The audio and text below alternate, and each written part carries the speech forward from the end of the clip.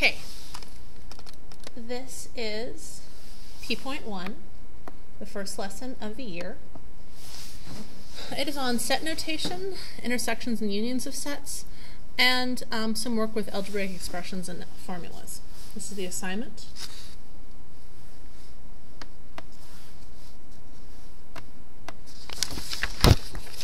Okay, what are sets? A set is basically a collection of either letters or numbers, or symbols, really, of any kind. Those little symbols or letters or numbers are called elements. A bunch of elements make up a set.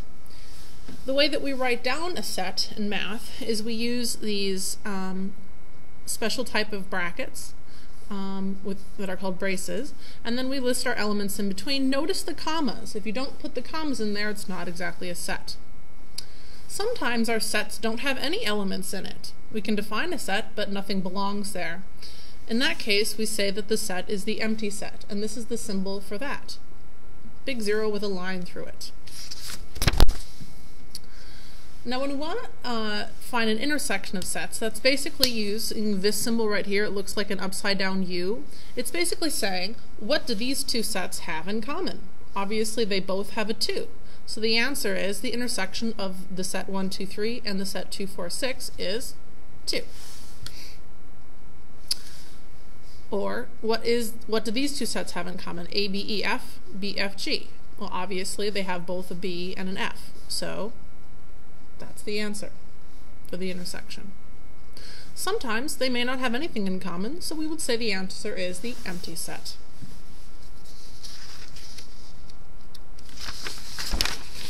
A union is a little different.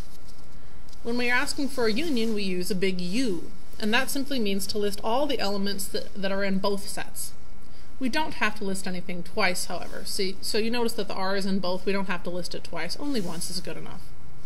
So 2, 4, 5, 6, 1, 3, 5, 1, 2, 3, 4, 5, and 7 are the total elements, not listing 5 twice. It's not necessary. All right. The next topic is negative properties with algebraic expressions. This is a skill that a lot of students come out of Algebra 2, and they have a lot of great skills, but this one they just don't remember to do. And basically that is that when something is being subtracted and it has more than one element in it, you have to subtract both of those elements to get both, one at a time. So we're actually subtracting the x and we're subtracting a -2. So what do we have here? Well, we have minusing the x, and then when we subtract a -2, it's like adding a 2. So this becomes, each of them becomes kind of like the opposite of their original sign. Positive x becomes negative, -2 becomes positive, or you could say from adding, subtracting, then subtracting to adding. Either way is fine. Inside the brackets here, I'm going to simplify. I'm also going to change the brackets to parentheses. +7 and +2 is 9. And then I'm going to use the distributive property to multiply with my 4 all the way across, so I get 36 minus 4x, and then simply add the 6 and 36 to give you 42. But really, it's this one step, the very first step right here, that most students make the mistake of. Here again we have a subtraction, or you could think of it as a negating the entire set of terms here, 1, 2, 3 of them. If you use the distributive property, essentially you could think about it as multiplying by -1. Each of these terms changes to the opposite sign, becomes -x² plus 3x minus 9. Such a simple thing, and yet causes so many problems.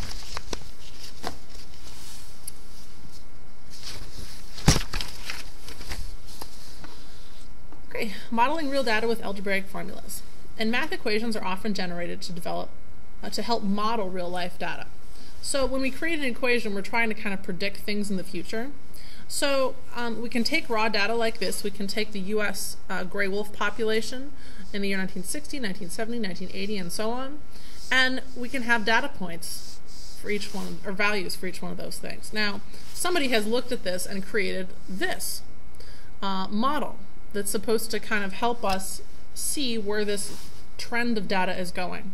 So if we use the formula to find the gray wolf population in the year 2000, we should get something really close to this, because that's what this is attempting to do. It's supposed to help us get data that would be very similar to this, not exactly.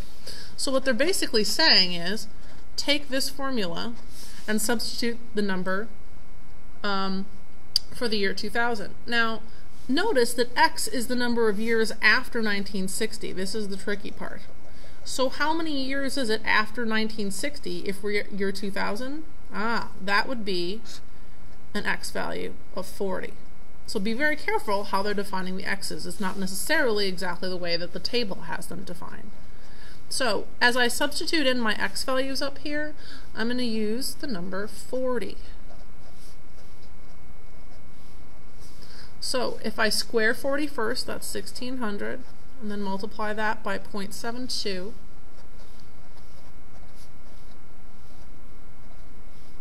and then I add all of these values up, 1152 and 376 and 783, we get a total of 2311. Now, is that exactly how many wolves there were? No, but that's how many the model has told us would be close to the real data. Okay, so why do we create a model if we're not getting exact answers? Well, it does help us in future predictions, because that's something we definitely don't know. So, does it match the real data? Yeah, I would say that 2311 is very close to the number 2300, which is the actual number. And that's really all we can do with models, is get close to the real data so that we can predict future things. This is a question that's totally, I would say, undefined in terms of having exact answers. You can have answers, you can have people disagree. Some people say it's close, some people say it's not close to the actual data. As long as you use your best judgment, that's really all we're asking you to do.